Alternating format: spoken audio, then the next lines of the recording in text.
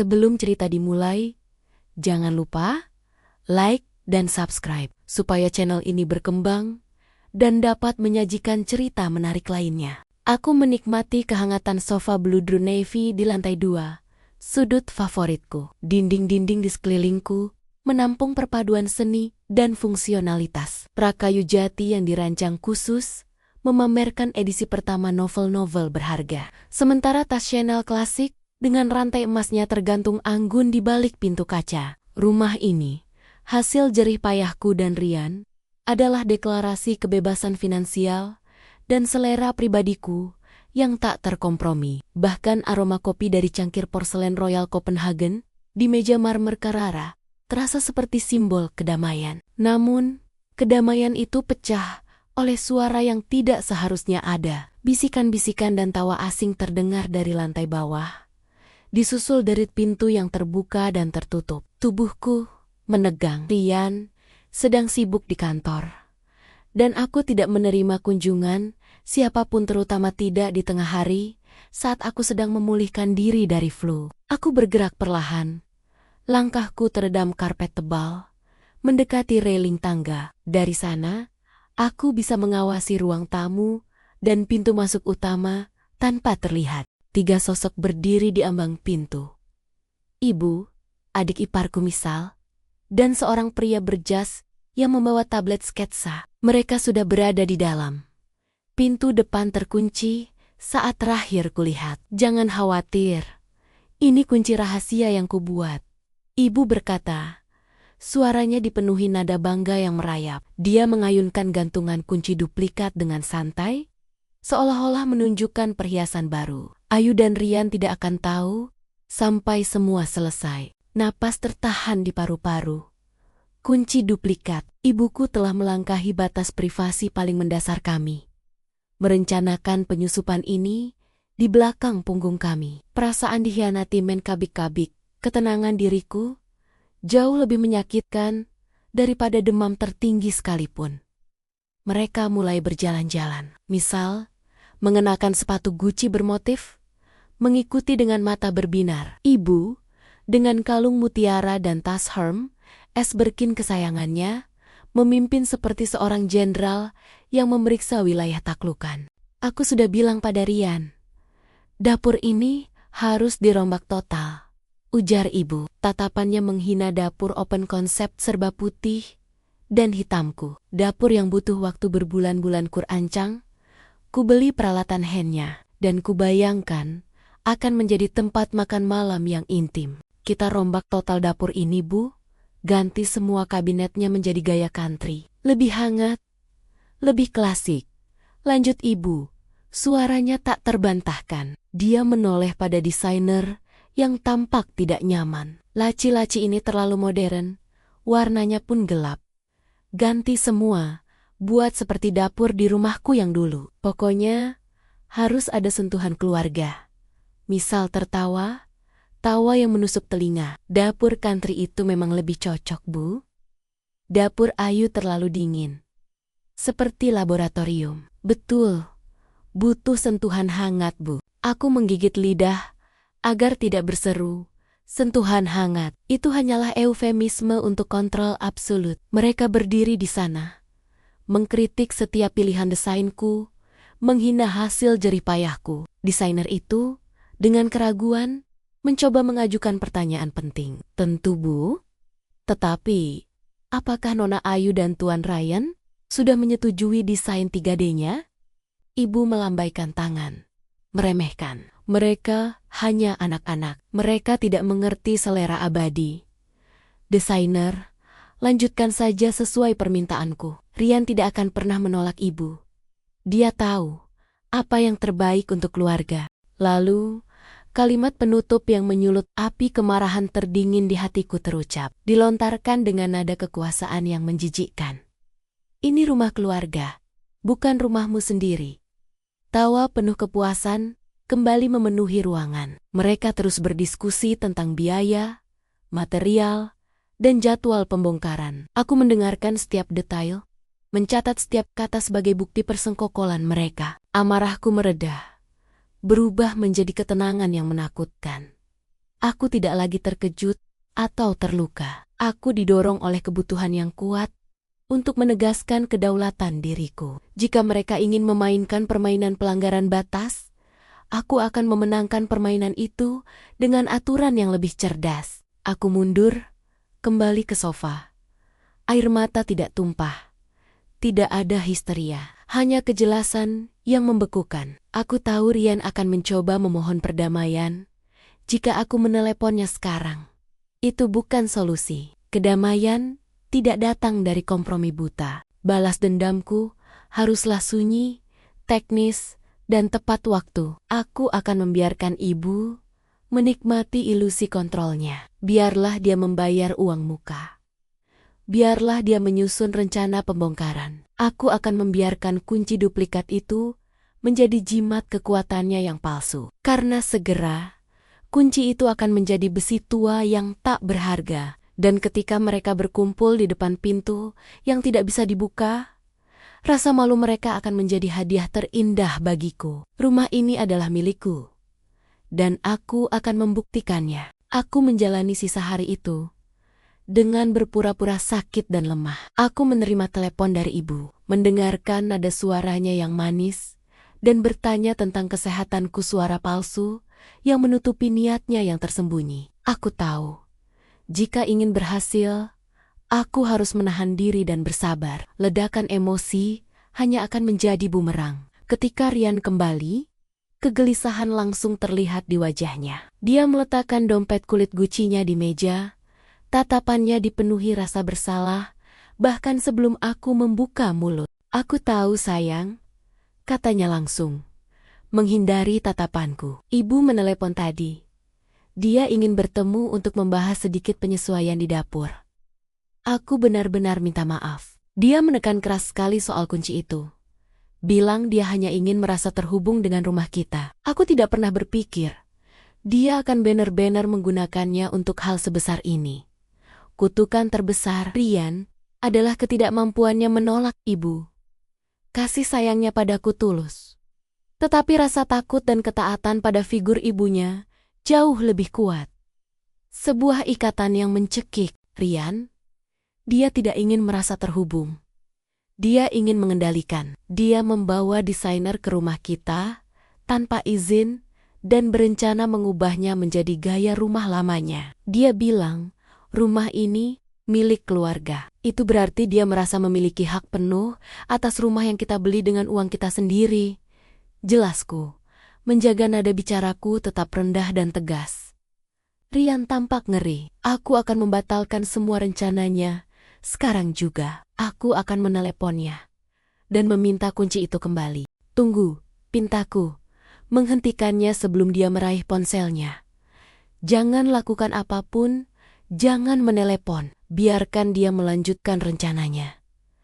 Kebingungan merayap di wajahnya. Tapi kenapa kita harus menghentikannya sebelum tukang datang? Aku sudah mengatasinya. Kataku, kita akan mengganti sistem keamanan rumah. Kita akan memasang pengaman yang canggih. Ini bukan hanya tentang kunci Rian.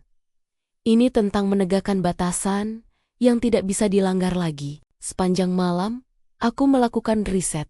Membandingkan spesifikasi teknis dan ulasan keamanan. Aku tidak ingin solusi yang biasa-biasa saja. Aku mencari sesuatu yang secara radikal mengubah mekanisme pintu masuk. Aku memilih sistem smart digital lock tercanggih. Sistem ini menghilangkan lubang kunci fisik dari luar, menggantikannya dengan panel sentuh numerik dan pemindai biometrik.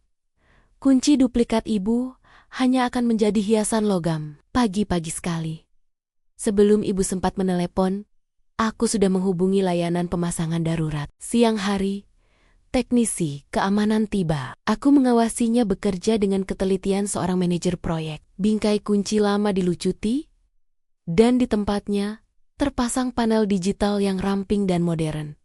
Tidak ada lubang kunci yang tersisa. Aku memasukkan kode utama, mendaftarkan sidik jari Rian dan diriku. Ketika teknisi itu selesai, pintu depan terasa kokoh, tak tertembus. Ia kini menjadi benteng. Langkah selanjutnya adalah memastikan waktu. Aku mengirim pesan singkat pada Misal, berbasa-basi tentang koleksi tas terbaru. Di tengah obrolan tentang diskon, aku melontarkan umpan. Maya, ibu heboh banget mau renovasi dapur. Aku harus birs-birs sebelum tukang datang. Kamu tahu kapan pastinya mereka mulai? Misal, yang selalu ingin pamer informasi, langsung membalas. Lusa pagi, Ayu, jam 8 tepat, ibu bilang dia udah bayar DP besar. Dia akan buka pintu untuk tukang. Jadi kamu santai saja, katanya. Lusa, jam 8 pagi, waktunya sempurna. Aku tahu ibu akan datang, membawa semua entourage Nia, desainer, tukang, dan misal. Mereka akan tiba dengan arogansi penuh, memegang kunci duplikat yang mereka yakini adalah tiket masuk mereka. Aku memandang Rian yang kini sedang membaca koran, merasa lega karena masalah kunci telah diurus olehku. Tanpa menyadari bagaimana aku mengurusnya, dia tidak tahu. Kemarahan dan sakit hati tidak hilang. Mereka hanya diasah menjadi alat yang paling efektif. Aku mengatur pengingat di ponselku untuk lusa pagi. Aku akan menikmati momen di mana rencana ibu, ambisinya, dan kunci rahasianya akan hancur lebur di depan pintu rumahku sendiri. 2 hari sebelum hari-hari renovasi yang dijadwalkan sepihak oleh ibu, ketenangan di rumah kami terasa tegang. Aku dan Rian kembali bekerja. Tetapi pikiranku selalu tertuju pada rencana yang telah kuatur. Aku tidak bersikap dingin pada Rian. Sebaliknya, aku menunjukkan padanya betapa damainya rumah kami, tanpanya khawatir tentang intervensi dari luar. Aku ingin dia merasakan perbedaan antara kehidupan rumah tangga yang kami bangun berdua dan kekacauan yang dibawa oleh campur tangan ibu. Namun, drama luar tetap berlanjut. Ponselku mulai berdering lebih sering. Ibu meneleponku, bukan untuk menanyakan kabarku, tetapi untuk memberikan instruksi terselubung. Ayu, ibu sudah pastikan jadwal tukang datang lusa pagi. Kamu dan Rian tidak perlu ada di rumah. Pergi saja keluar, nikmati waktu kalian, ujar ibu dengan nada manis yang kental. Biarkan ibu yang mengurus pembongkaran awal. Jangan khawatir. Ya, semua demi kebaikan rumah tangga kalian. Dapur gaya country itu akan membawa aura positif. Sangat cocok untuk keluarga muda. Aku menahan senyum puas di balik layar ponsel. Oh, benarkah Bu? Terima kasih banyak atas perhatiannya. Kami sedang banyak pekerjaan. Jadi sepertinya kami tidak bisa pergi jauh. Jawabku dengan suara datar. Aku sengaja tidak menanyakan tentang kunci atau detail lainnya. Aku membiarkan dia yakin bahwa aku tidak tahu apa-apa dan pasrah. Sementara itu, Rian semakin gelisah. Sebagai suami, dia tahu betapa sensitifnya aku terhadap dapur itu. Dia tahu aku menghabiskan waktu berbulan-bulan memilih granit countertop dan kompor induksi canggih. Dia mencoba lagi untuk menengahi. Sayang, apakah kamu yakin tidak mau aku bicara dengan ibu? Tanya Rian saat kami makan malam. Kami duduk di meja makan yang elegan, dikelilingi oleh furnitur minimalis Italia. Aku bisa bilang kita mengubah pikiran kita, atau menunda renovasinya. Aku meletakkan sendok garpuku. Jika kamu menunda, Rian, ibu akan mencari celah lain. Dia tidak akan menyerah. Masalahnya bukan lagi soal dapur, tapi tentang siapa yang memegang kendali atas rumah ini. Kamu mengizinkan kunci duplikat itu dibuat. Dan sekarang, kita harus memberinya pelajaran yang tidak bisa dia lupakan. Aku menjelaskan detail sistem kunci digital baru kami, sesuatu yang belum pernah kuceritakan padanya sepenuhnya. Kunci fisik lama sudah tidak berfungsi sayang. Bahkan, jika dia punya 100 duplikat, lubang kuncinya sudah hilang. Diganti panel digital. Kuncinya sekarang ada di sini, kataku, mengetuk dahiku sendiri. Rian terperangah, rasa bersalahnya bercampur dengan rasa kagum yang samar. Kamu benar-benar melakukan ini tanpa memberitahunya? Aku belajar dari ibu. Rian, kejutan adalah strategi terbaik. Balasku, Mataku memancarkan ketenangan yang dingin. Kita akan biarkan dia datang. Kita akan biarkan dia membawa seluruh anturaj pembongkaran. Dan kita akan biarkan dia mencoba membuka pintu itu dengan kunci rahasianya. Rian mulai tertawa kecil. Tawa yang sedikit gugup, dia akan mengamuk. Dia akan benar-benar histeris. Itu adalah tujuan kita, Rian. Untuk menunjukkan kepadanya di depan umum bahwa di dalam batas rumah ini, dia tidak memiliki kekuasaan apapun. Kita akan membiarkan keributan itu menjadi perhatian. Keresahan yang dia rasakan sekarang adalah awal dari pembalasan yang kuharapkan. Esok harinya, aku mendapat konfirmasi terakhir. Misal mengirimiku foto-foto konsep desain dapur country yang menurutnya luar biasa hangat, lengkap dengan tirai lais dan ubin warna-warni yang mencolok mata. Misal juga mengonfirmasi jadwal. Mereka akan tiba jam 7:45 pagi dan pembongkaran dimulai pukul 8. Aku berterima kasih pada Misal, mengucapkan selamat tidur dengan nada penuh kasih sayang. Tetapi dalam hati aku tahu, pesta itu akan segera dimulai. Aku dan Rian memutuskan untuk tidak berada di rumah saat jam 8 pagi. Kami akan menunggu di kafe dekat kantor Rian. Hanya beberapa blok dari rumah, membiarkan ibu berjuang sendirian di depan pintu yang tertutup. Aku menghabiskan malam itu dengan memeriksa kembali detail kunci digital, memastikan fitur remote lock dan kode akses berfungsi sempurna. Rasa antisipasiku begitu kuat. Ini adalah pertarungan untuk kedaulatan. Dan aku siap menjadi pemenangnya. Malam berganti pagi. Pukul jam 7:30, aku dan Rian sudah duduk di kafe minimalis yang berjarak 5 menit dari rumah. Di salah satu sudut sunyi yang tidak menarik perhatian, kami memesan kopi dan sarapan ringan, tetapi tidak ada nafsu makan. Kami berdua hanya menatap ponsel. Jantung Rian berdebar kencang, sementara aku merasa ketenangan yang dingin, seperti pemanah yang sudah melepaskan anak panahnya dan hanya menunggu hasil tembakannya. Tepat jam 7:45, mobil sedan mewah ibu, yang dikemudikan oleh sopirnya, terlihat di jalanan komplek perumahan kami, berhenti di depan gerbang. Kami melihat melalui aplikasi kamera pengawas ponselku sebuah investasi kecil yang kini membuahkan hasil dramatis. Ibu turun dengan anggun, diikuti oleh Misal dan 2 orang tukang berbadan besar yang membawa alat-alat pembongkaran. Desainer interior juga ada di sana, tampak bersemangat dengan tablet di tangan. Mereka adalah regu penghancur yang siap meratakan dapurku. Ibu berjalan menuju pintu utama, kepercayaan diri terpancar dari setiap gerakannya. Dia mengeluarkan kunci duplikat rahasia dari saku jaket branded Naya, tersenyum bangga pada Misal. "Lihat, Misal, inilah kunci ajaib," katanya. Suaranya terdengar melalui mikrofon kamera pengawas, meskipun samar. Ibu memasukkan kunci itu. Dia mencoba memutar. 1 detik, 2 detik, kunci itu tidak berputar. Ibu mencoba lagi, sedikit lebih keras. Wajahnya mulai menunjukkan kerutan kesal. Kunci itu bergeming. Ia tidak bisa masuk sepenuhnya karena alur lubang kunci fisik sudah ditutup. Hanya menyisakan celah sempit di panel digital yang tidak sesuai. Dia menarik kunci itu keluar, menatapnya, seolah kunci itu yang bersalah. Misal, desainer dan para tukang hanya berdiri menunggu. "Aneh," gumam ibu. Dia mencoba lagi.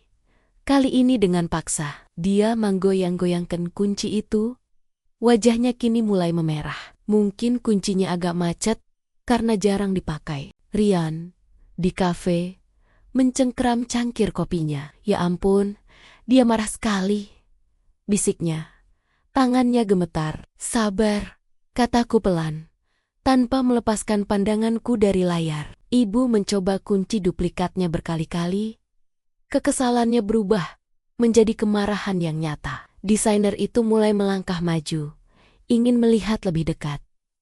"Maaf Bu, apakah kuncinya bukan untuk pintu ini?" "Tentu saja ini kuncinya," seru ibu, Suaranya meninggi. Ini kunci duplikat yang baru kubuat. Bagaimana mungkin tidak bisa? Dia lalu menyadari, pintu itu bukan lagi pintu dengan lubang kunci biasa. Di tempat lubang kunci yang familiar, kini ada panel kaca hitam minimalis. Dengan angka-angka, ibu menggebrak pintu itu dengan telapak tangannya. Dia panik. Dia melihat sekeliling, berharap ada lubang kunci tersembunyi, berharap ada knop yang bisa diputar paksa. Tidak ada. Dia mengeluarkan ponsel. Panggilan pertama ditujukan pada Rian. Dering, dering, dering. Rian membiarkannya berdering. Napasnya tersengal. Gagal. Panggilan kedua. Panggilan ketiga. Panggilan keempat. Ibu kemudian meneleponku. Aku membiarkan deringan itu berlanjut. 5, 6, 7 kali. Di layar kamera pengawas, aku melihat desainer mulai mengemasi tabletnya. Tukang-tukang mulai memasukkan kembali alat-alat mereka ke mobil. Mereka tahu pekerjaan tidak akan dimulai. Mereka adalah saksi bisu kegagalan ibu yang memalukan. Misal, hanya berdiri di samping ibu. Wajahnya pucat dan kebingungan. Aku menghitung hingga panggilan ke-11. Melihat ponselku menampilkan angka 11 panggilan tak terjawab dari ibu, waktu telah matang. Aku mengangkat panggilan ke-12. Suara ibu langsung meledak, menusuk telingaku meskipun aku menjauhkan ponsel. Teriakan histeris dan penuh amarah meluncur dari seberang sambungan. Ayu Rahmawati. Apa-apaan ini? Kenapa kuncinya tidak bisa masuk? Beraninya kamu mengganti kunci rumah keluarga kita tanpa izin. Kenapa pintu ini jadi gila? Aku menunggu sejenak, membiarkan keheningan tenangku memotong hiruk-pikuk amarahnya.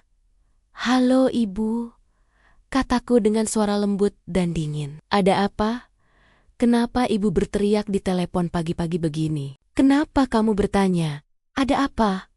Lihatlah pintu ini. Kunci ini tidak berfungsi. Apa yang kamu lakukan? Oh, pintu digital, jawabku santai. Seolah baru teringat. Ya bu, saya baru pasang. Demi keamanan, kunci yang dulu sering hilang bu. Apalagi banyak duplikat beredar, terlalu berisiko. Lagi pula, aku menarik napas, memberikan jeda dramatis. Kenapa ibu ada di depan rumahku?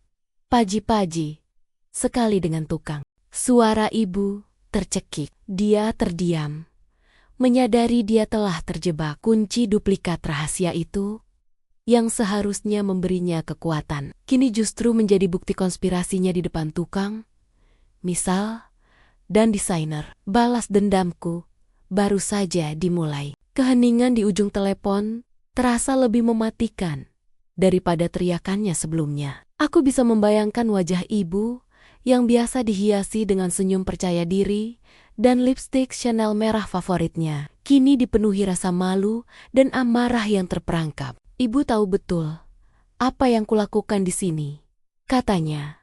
Suaranya kembali dikuasai, tetapi bergetar. Aku datang untuk membantu kalian. Aku sudah bayar uang muka untuk dapur barumu. Kenapa kamu merusak semua ini? Kamu melakukan ini tanpa bertanya pada Rian. Saya melakukan ini karena keamanan, Bu. Jelasku, menjaga intonasiku tetap setenang air. Kunci kami hilang.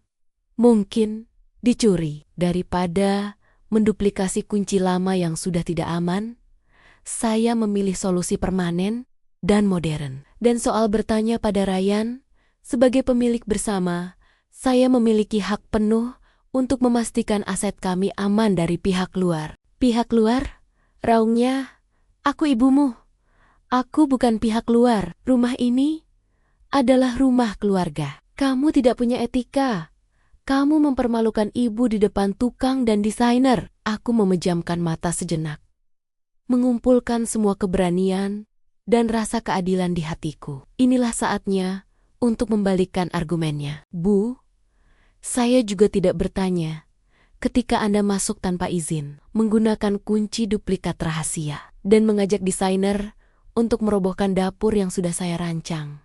Kataku, kini suara yang kuucapkan terdengar seperti baja, tajam, dan dingin. Saya tidak berteriak ketika saya mendengar Anda berkata, bahwa ini rumah keluarga, bukan rumahmu sendiri.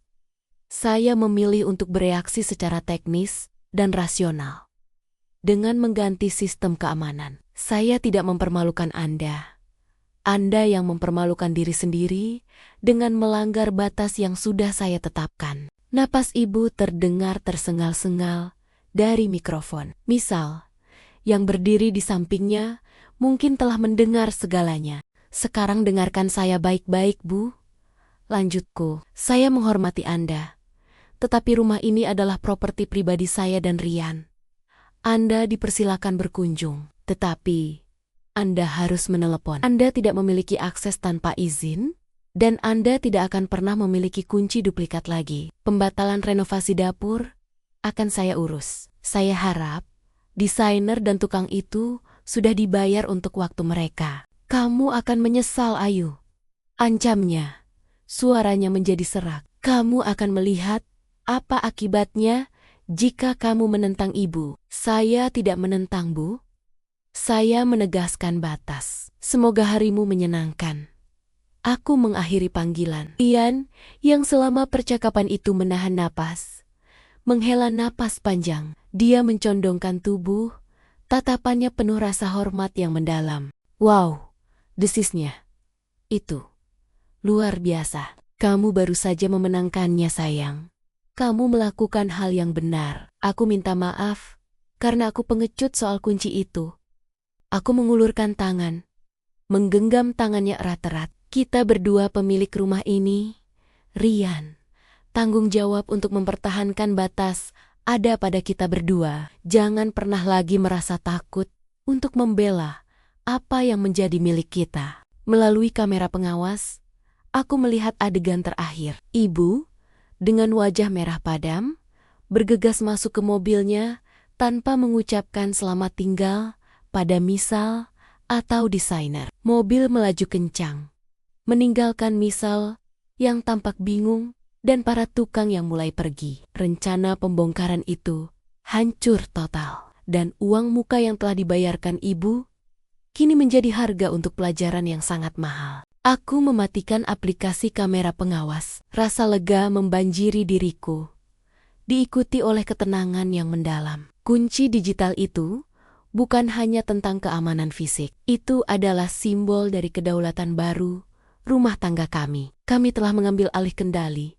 Dan untuk pertama kalinya sejak menikah, aku merasa benar-benar aman dan damai dalam rumah yang kurancang dengan cinta dan kerja keras. Babak baru telah dimulai. Kemenangan kecilku di depan pintu rumah terasa manis. Tetapi aku tahu betul, bagi ibu, ini hanyalah kekalahan di babak pertama. Karakter wanita yang tumbuh dalam kemewahan dan selalu mendapatkan keinginannya seperti ibu, tidak akan menyerah hanya karena pintu digital. Sehari setelah insiden itu, dia tidak menelepon. Keheningan itu sendiri adalah ancaman. Dia pasti sedang menyusun rencana balas dendam, ujar Rian sambil mengenakan jam tangan mewahnya. Raut mukanya sedikit cemas, tetapi ada kekuatan baru dalam tatapannya. Aku, di sisi lain, merasa lebih tenang dari sebelumnya. Biarkan saja, dia tidak bisa lagi melanggar batas fisik kita. Sekarang, pertarungan akan beralih ke ranah emosional dan sosial. Tapi, kita sudah punya dasar yang kuat, kejelasan batas, dan dugaanku benar. Sore itu, Misal menelepon. Misal tidak meminta maaf, melainkan memulai percakapan dengan nada penuh kasihan yang menjengkelkan. Ayu, aku kasihan sekali sama kamu, kata Misal. Suaranya penuh kepalsuan. Ibu sangat sakit hati, katanya. Kamu memperlakukannya seperti orang asing. Dia sampai harus minum obat penenang. Sebagai adik ipar, aku merasa kamu keterlaluan loh. Kan dia cuma mau bantu. Toh, uangnya juga uang keluarga. Uang keluarga? Aku mengulangi, menertawakan istilah munafik itu. Misal, dapur itu aku yang bayar. Tagihan itu aku yang urus. Rumah ini atas nama kami berdua. Jika ibu ingin beramal, ada banyak panti asuhan. Jika dia mau mendesain, dia bisa merenovasi rumahnya sendiri. Kami sudah dewasa. Misal, kami tidak butuh pengawasan. Misal terdiam. Jelas terkejut dengan keberanianku. Aku bisa merasakan ada perubahan dalam dinamika hubungan kami. Sebelumnya, aku cenderung menghindari konfrontasi. Tetapi sekarang, aku siap menghadapi siapapun yang datang dengan agenda ibu. Dampak yang paling positif dari insiden kunci itu terasa dalam hubungan aku dan Rian. Rian, yang selalu bersikap pasif-agresif terhadap intervensi ibunya, kini menunjukkan dukungan yang nyata. Aku sudah batalkan janji makan siang dengan ibu besok, kata Rian malam itu. Sambil memelukku di sofa, aku bilang padanya, kita perlu waktu untuk memikirkan kembali semua batasan. Aku bilang, dia tidak seharusnya masuk tanpa izin ke rumah kita. Dia marah, tapi aku tidak mengalah. Mendengar itu, hatiku menghangat. Kunci digital itu tidak hanya mengamankan pintu, tetapi juga telah membuka kunci komunikasi dan kemitraan sejati dalam pernikahan kami. Kami duduk di ruang tamu yang tenang, menikmati desain yang kami pilih. Tidak ada tirai lace gaya country yang merusak pemandangan lampu gantung kristal. Beberapa hari berikutnya, perang dingin dimulai. Ibu tidak datang berkunjung, tetapi dia mulai menggunakan senjata sosialnya.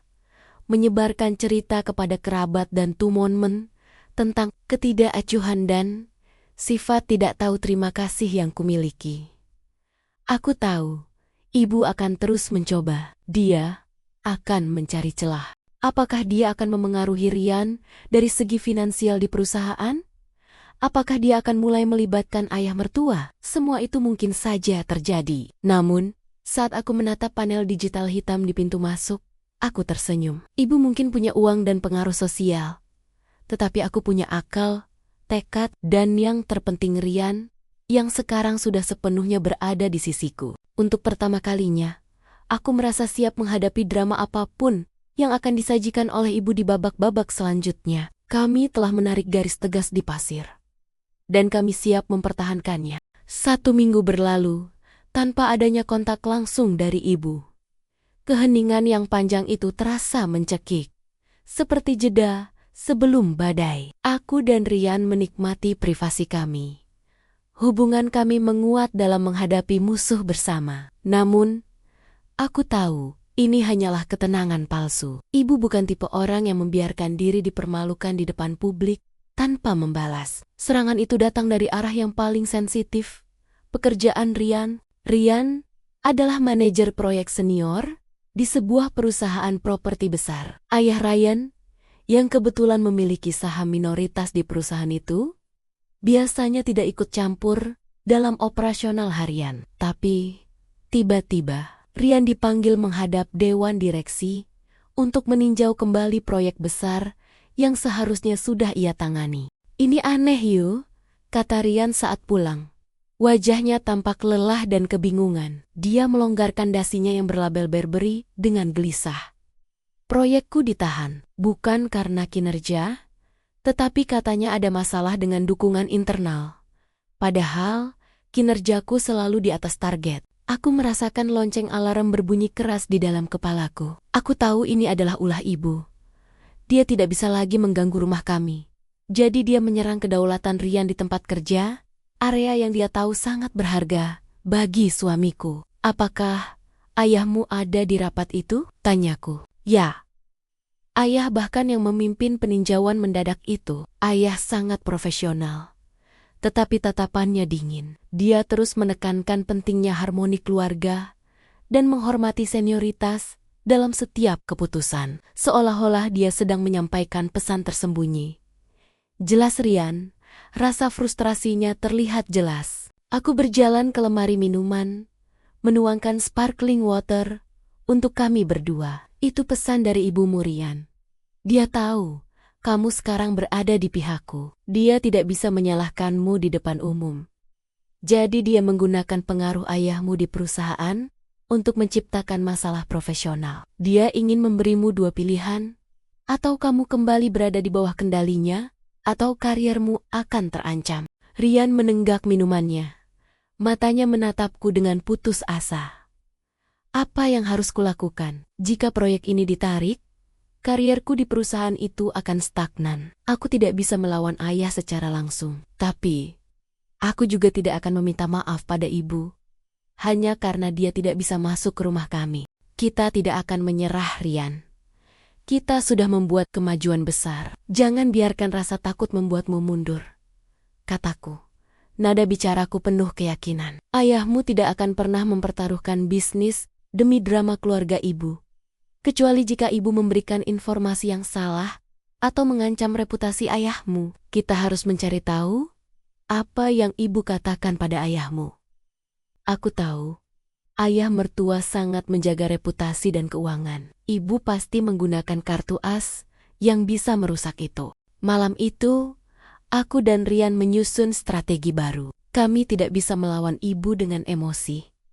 Kami harus melawannya dengan data dan logika bisnis. Rian akan mengumpulkan semua data kinerjanya, sementara aku akan fokus pada Misal lagi. Misal adalah pintu gerbang informasi yang ibu selalu gunakan untuk menyombongkan diri. Aku akan mencoba memancing Misal.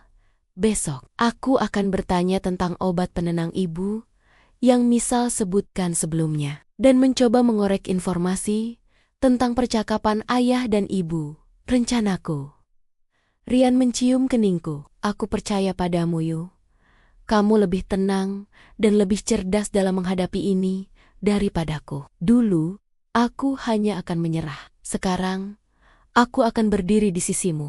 Melihat tekad Rian yang baru, aku tahu bahwa krisis ini, meskipun menyakitkan, justru berfungsi sebagai fondasi yang lebih kokoh bagi pernikahan kami. Kami tidak hanya berjuang untuk dapur kami. Kami berjuang untuk masa depan kami yang bebas dari bayang-bayang kendali ibu. Ancaman karier Ryan telah meningkatkan taruhannya, dan pertarungan sesungguhnya baru saja dimulai. Keesokan harinya, aku melaksanakan rencana untuk memancing Misal. Aku menghubunginya dan mengajaknya minum kopi di kafe favoritnya yang tersembunyi, yang jauh dari jangkauan ibu. Aku tahu, Misal suka menjadi pusat perhatian, dan pertemuan diam-diam akan memberinya rasa penting. Aku khawatir sekali, Misal, kataku, membuka percakapan setelah basa-basi singkat. Aku memastikan wajahku menunjukkan kekhawatiran yang terkontrol, bukan amarah. Tentang ibu, aku sungguh tidak bermaksud membuatnya sakit hati sampai harus minum obat penenang. Apa yang sebenarnya terjadi? Ya, aku merasa ayah bahkan ikut marah padaku. Misal, sesuai harapanku, langsung menyambut umpan itu. Dia bersandar, menghela napas dramatis. Ya ampun, Ayu, kamu tidak tahu saja. Ibu benar-benar merasa kamu mengkhianatinya. Dia bilang, kamu dan Rian bukan lagi tim. Dan itu bisa merusak segalanya. Merusak segalanya? Maksudmu, pernikahan kami? Tanyaku. Bukan hanya itu sayang, ibu bicara dengan ayah tentang Rian. Ayah sangat peduli pada reputasi bisnis keluarga. Ibu bilang, ayah harus mengintervensi karena masalah ini bukan lagi soal kunci, tapi soal kesetiaan dan risiko investasi. Bisik Misal. Suaranya dipenuhi rasa puas karena memiliki informasi eksklusif. Aku menahan napas. Risiko investasi, itulah kata kunci yang kucari. Risiko investasi, aku tidak mengerti. Rian kan selalu berprestasi di kantor, ujarku, pura-pura bingung. Misal mendekat, memastikan tidak ada yang mendengarkan. Ibu bilang pada ayah, jika Rian saja tidak bisa mengendalikan istrinya yang tidak menghormati senioritas dan bertindak sepihak dalam hal kecil seperti kunci rumah dan dapur, bagaimana Rian bisa dipercaya menangani proyek miliaran rupiah yang membutuhkan kesetiaan penuh pada visi keluarga? Ibu menekankan bahwa keputusanku untuk mengganti kunci adalah bukti bahwa aku tidak bisa dipercaya dan berpotensi menjadi liabilitas bagi Rian dan bisnis keluarga. Kini semuanya menjadi sangat jelas. Ibu tidak menyerang kinerja Ryan, melainkan kepercayaan ayah mertua. Ibu telah mengubah konflik rumah tangga menjadi risiko bisnis. Ayah Rian, yang selalu menjunjung tinggi stabilitas dan citra, pasti langsung bereaksi dengan menahan proyek Rian. Aku mengucapkan terima kasih yang panjang dan mendalam pada Misal atas informasi yang sangat membantu, meyakinkannya bahwa aku akan segera mencoba memperbaiki hubungan dengan ibu. Misal pergi dengan perasaan heroik. Aku langsung menelepon Rian. Aku sudah tahu strateginya sayang. Ini bukan tentang kinerja, tapi tentang risiko reputasi. Ibu berhasil meyakinkan ayah bahwa aku adalah liabilitas yang tidak bisa kamu kendalikan, dan itu membuatmu tidak layak mendapat proyek besar. Rian terdiam di ujung telepon. Liabilitas, itu kata yang menakutkan. Itu bukan lagi urusan dapur, itu urusan masa depanku. Tepat, jawabku. Jadi, kita tidak akan melawan ayah dengan data kinerja. Kita akan melawannya dengan menunjukkan bahwa kita adalah tim yang sangat solid dan bahwa keputusanku untuk menegakkan batas adalah tanda kekuatan, bukan kelemahan dalam kemitraan. Kita akan membuktikan bahwa Rian telah mengendalikan situasi dengan memilih mempertahankan pernikahan dan integritas, alih-alih menyerah pada manipulasi. Kita harus bertemu ayah bersama. Malam itu, Rian dan aku menghabiskan waktu merumuskan ulang presentasi proyeknya. Kali ini, presentasi itu bukan hanya tentang angka, tetapi juga tentang visi. Visi yang ditunjukkan Rian sebagai pemimpin yang stabil, mampu mengambil keputusan sulit, dan didukung penuh oleh pasangannya, alih-alih didikte olehnya. Batas-batas telah ditetapkan. Sekarang saatnya untuk membuktikan bahwa di balik pintu yang aman, ada kemitraan yang tak terkalahkan. Keesokan harinya, Rian dan aku meminta janji temu mendadak dengan ayah Rian di kantornya. Kami berpakaian profesional, memancarkan aura pasangan muda yang serius dan bersatu. Kami tahu, pertemuan ini adalah medan perang kami yang paling penting. Kantor ayah Rian, yang menghadap langsung ke panorama kota, adalah lambang kekuasaan dan profesionalisme. Ayah, dengan kemeja bespoke dan ekspresi serius, menyambut kami. Dia terkejut melihatku datang bersamanya. Rian, ada apa? Aku pikir ini hanya pertemuan internal, kata ayah, menunjuk ke kursi di seberang mejanya. Ayah, aku membawa Ayu karena ini bukan hanya masalah proyek, tapi masalah integritas yang sangat ayah hargai, jawab Rian dengan tenang. Dia melirikku, dan aku memberikan anggukan dukungan. Rian tidak memulai dengan meminta proyeknya dikembalikan, melainkan dengan membahas rapat dewan yang menahan proyeknya. Aku dengar kekhawatiran ayah adalah tentang dukungan internal dan risiko investasi terkait dengan rumah tangga kami. Ayah mencondongkan tubuh.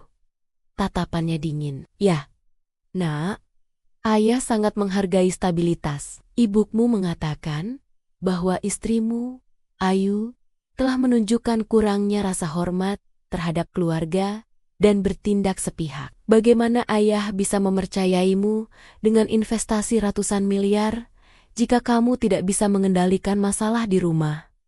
Aku menyadari, inilah saatnya. Aku memutuskan untuk berbicara. Ayah, dengan segala hormat, narasi yang disampaikan ibu adalah narasi yang keliru dan manipulatif, kataku, menjaga kontak mata tanpa gentar. Saya tidak bertindak sepihak. Saya bertindak sebagai salah satu pemilik properti yang bertanggung jawab. Saya memasang kunci digital dan menetapkan batas karena ibu mencoba merusak properti kami tanpa izin, menggunakan kunci duplikat yang diperoleh secara diam-diam. Aku melanjutkan, suaraku mantap. Memang benar, saya mengambil keputusan itu. Tetapi Rian mendukungnya sepenuhnya. Keputusan itu bukanlah tanda liabilitas ayah, melainkan tanda kekuatan kemitraan kami. Rian telah menunjukkan dirinya sebagai seorang pemimpin yang stabil dan dewasa, yang tahu kapan harus membela integritas rumah tangga, bahkan jika itu berarti membuat keputusan yang sulit terhadap keluarganya sendiri. Rian mengangguk. Aku telah berdiri di samping Ayu dalam hal ini. Aku tidak akan membiarkan proyekku disandera oleh drama keluarga yang disebabkan oleh campur tangan pihak luar. Keputusan Ayu untuk mengamankan rumah kami dari intervensi adalah keputusan yang aku dukung sebagai suami dan mitra. Kami telah menetapkan batas di rumah kami. Dan itu menunjukkan bahwa aku mampu mengambil keputusan tegas dan strategis untuk melindungi aset penting. Kami kemudian memperlihatkan presentasi revisi Ryan. Di sana, Ryan tidak hanya memasukkan angka, tetapi juga sebuah slide tentang leadership stability yang secara halus menyentuh isu ini. Ayah, tutup Ryan. Jika ayah mencari seseorang yang tunduk pada manipulasi keluarga, itu bukan aku. Jika ayah mencari pemimpin yang mampu membedakan loyalitas keluarga dan integritas profesional, dan yang didukung oleh pasangan yang kuat, orang itu adalah aku. Menahan proyek ini karena cerita ibu akan mengirimkan pesan bahwa perusahaan lebih menghargai gosip daripada kinerja. Dan itu ayah adalah risiko reputasi yang sesungguhnya. Ayah Ryan terdiam lama. Dia menatap kami berdua. Tatapannya berubah dari dingin menjadi terkejut, lalu akhirnya menjadi kagum yang samar. Dia menyadari ibu telah membuat kesalahan besar dengan meremehkan Ayu. Dan Ryan telah berubah menjadi pria yang lebih kuat dan berprinsip. Ayah mengerti, katanya perlahan, menghela napas panjang. Ibumu, dia memang harus belajar menerima batas. Ayah akan segera berbicara dengan Dewan. Proyekmu akan dilanjutkan, Ryan. Dan Ayu, ayah minta maaf karena ayah menilai kepemimpinan Ryan berdasarkan narasi sepihak.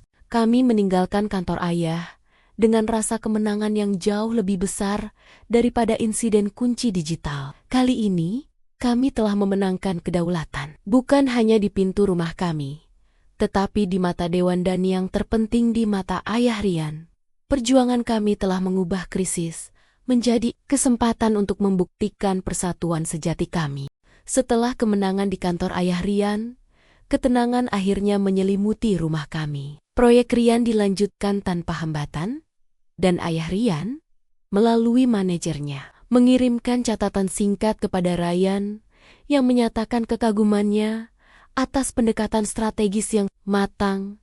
Ibu kembali ke dalam keheningannya. Sebuah keheningan yang kini tidak lagi terasa mencekik, melainkan seperti pengakuan kekalahan. Ryan dan aku menghabiskan beberapa hari berikutnya dengan damai, merayakan kedaulatan yang kami peroleh. Kami memasak di dapur yang aman itu. Setiap dentingan piring dan aroma masakan terasa seperti deklarasi kemerdekaan. Namun, kami tahu ibu tidak akan sepenuhnya menghilang tanpa satu upaya terakhir. Perkiraanku benar. 3 hari setelah pertemuan dengan ayah, sekitar pukul 5 sore, saat matahari mulai terbenam, bel pintu kami berbunyi. Aku dan Ryan saling pandang. Kami tahu kami tidak mengundang siapapun. Ryan mengambil ponselnya, memeriksa kamera pengawas. Di layar, berdiri ibu. Dia tidak datang dengan misal atau tukang. Dia datang sendirian, mengenakan pakaian sederhana yang tidak biasa ia kenakan, seolah-olah ia baru saja menghadiri acara amal dan membawa tas tangan kecil. Raut wajahnya tidak lagi marah atau angkuh. Kali ini ada ekspresi sedih dan lelah yang dipaksakan. Ini adalah upaya terakhirnya untuk memenangkan simpati. Bisikku pada Ryan. Aku yang akan bicara, kata Ryan. Raut wajahnya tegas. Aku harus menutup babak ini. Kami berjalan menuju pintu. Ryan menekan tombol intercom. Halo Bu, sapa Ryan. Suaranya sopan tapi berjarak. Ibu mendongak ke arah kamera. Ekspresinya langsung berubah menjadi lebih pilu. Ryan sayang, ibu hanya ingin melihatmu dan Ayu. Boleh? Ibu masuk sebentar, ibu merindukan kalian. Ryan membuka sedikit gerbang digital, tetapi tetap berdiri di depan pintu utama, menciptakan garis batas yang jelas. Bu, kenapa ibu datang tanpa menelepon? Tanya Ryan. Kami sedang sibuk. Kami sudah bilang, ibu boleh berkunjung. Tapi ibu harus memberitahu kami lebih dulu. Ibu melangkah maju, tangannya berusaha menggapai tangan Ryan. Tetapi Ryan menjaga jarak yang sopan. Ibu tahu, ibu salah soal kunci itu. Ibu minta maaf, tapi ibu adalah ibumu, Ryan. Ibu hanya ingin memastikan kalian baik-baik saja. Apa ibu sudah dianggap orang asing sekarang? Ini adalah serangan emosional yang paling berbahaya. Rasa bersalah. Aku tahu, jika Ryan goyah sedikit saja, seluruh kemenangan kami akan sia-sia. Saat itulah Ryan membuat pernyataan yang paling berprinsip dalam seluruh krisis ini. Bu, kami tidak menganggap ibu orang asing. Kami menganggap ibu sebagai ibu yang kami cintai, tetapi juga sebagai orang dewasa yang harus menghormati batasan kami, kata Ryan dengan mantap. Kami senang ibu meminta maaf soal kunci, tapi menghormati batasan kami bukanlah pilihan.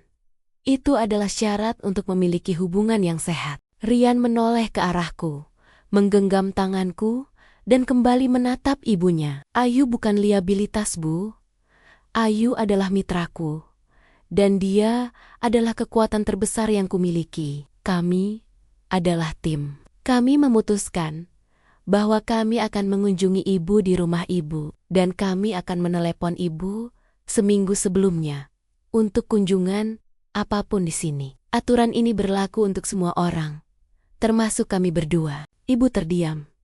Matanya yang tajam menatap Ayu dan Ryan yang berdiri bersisian. Dia melihat ketenangan yang dingin di wajah Ayu dan tekad baru yang tak tergoyahkan di mata putranya. Dia menyadari permainan telah berakhir. Seluruh kendalinya yang ia bangun bertahan-tahan telah dihancurkan oleh satu keputusan tegas. Mengganti kunci. Baiklah, Ryan, bisik ibu, akhirnya menyerah. Raut wajahnya benar-benar merosot, lelah, dan sedih. Kali ini tidak ada sandiwara. Dia tahu dia tidak bisa menang lagi. Ibu mengerti. Ibu akan pulang. Ibu berbalik perlahan dan berjalan menjauh dari rumah kami, tanpa menoleh ke belakang. Ryan menutup gerbang digital. Panel itu berbunyi klik, suara kecil yang kini terasa seperti kemenangan besar. Kami kembali ke ruang tamu. Ryan memelukku erat-erat. Selesai, sayang. Kita berhasil. Kita pertahankan rumah kita. Aku menyandarkan kepalaku di dadanya, merasa damai sepenuhnya. Kami tidak hanya mengusir ibu dari pintu kami. Kami telah mengubah pernikahan kami menjadi kemitraan yang sejati. Kunci duplikat itu memang telah menciptakan drama, tetapi pada akhirnya itu menjadi katalis bagi kedaulatan dan keutuhan rumah tangga kami.